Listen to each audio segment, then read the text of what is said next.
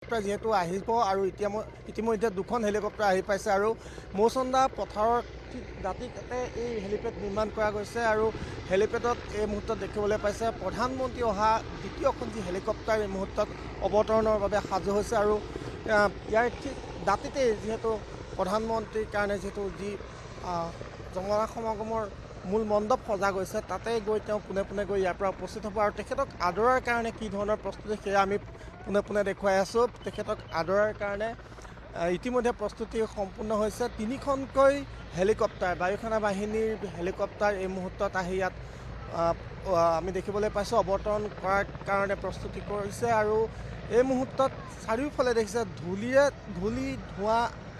ধূলিৰে এই মুহূৰ্তত ধূসৰিত হৈ পৰিছে আৰু হেলিকপ্টাৰ আটাইকেইখন আহি এই মুহূৰ্তত ইয়াত অৱতৰণৰ কাৰণে তেওঁলোকে চেষ্টা কৰি আছে। ইতিমধ্যে এখন হেলিকপ্টাৰ অৱতৰণ হোৱা আমি দেখিবলৈ পাইছোঁ। বাকীকেইখন হেলিকপ্টাৰত এই মুহূৰ্তত অৱতৰণৰ কাৰণে তেওঁলোকে নিৰ্ধাৰিত স্থানৰ ফালে ধাৱমান হোৱা আমি দেখিবলৈ পাইছোঁ আৰু প্ৰধানমন্ত্ৰী ডাঙৰীয়া যিহেতু আহিছে আৰু প্ৰধানমন্ত্ৰী সুৰক্ষাৰ দিশটো যথেষ্ট চকু দিয়া হয় আৰু চাৰিওফালে দেখিছে কেইবাতৰপীয়া সুৰক্ষা বেষ্টনী ইয়াত গঢ়ি তোলা হৈছে আৰু কাকো এটা নিৰ্দিষ্ট সীমাৰ পাছত কিন্তু কাকো ইয়াত প্ৰৱেশ কৰিবলৈ দিয়া হোৱা নাই। এই মুহূৰ্তত আমি দেখুৱাই আছোঁ দুখন হেলিকপ্টাৰ ইতিমধ্যে অৱতৰণ কৰিছে আৰু তৃতীয়খন হেলিকপ্টাৰ হয়তো কিছু সময়ৰ পিছত যিহেতু আমি দেখিবলৈ পাইছোঁ সেই হেলিকপ্টাৰখনো আহি ইয়াত অৱতৰণ কৰিব আৰু তেখেতক আদৰিবলৈ যিসকল আচলতে বিজেপি কৰ্মকৰ্তাক যিসকল নেতাৰ দায়িত্ব আছিল সেয়াত আগুৱাই যোৱা আমি দেখিবলৈ পাইছোঁ আৰু চাৰিওফালে আপোনালোকে যদি চাই অসমৰ কৃষ্টি সংস্কৃতিয়ে তেওঁক আদৰা হ'ব। কৃষ্টি সংস্কৃতিৰ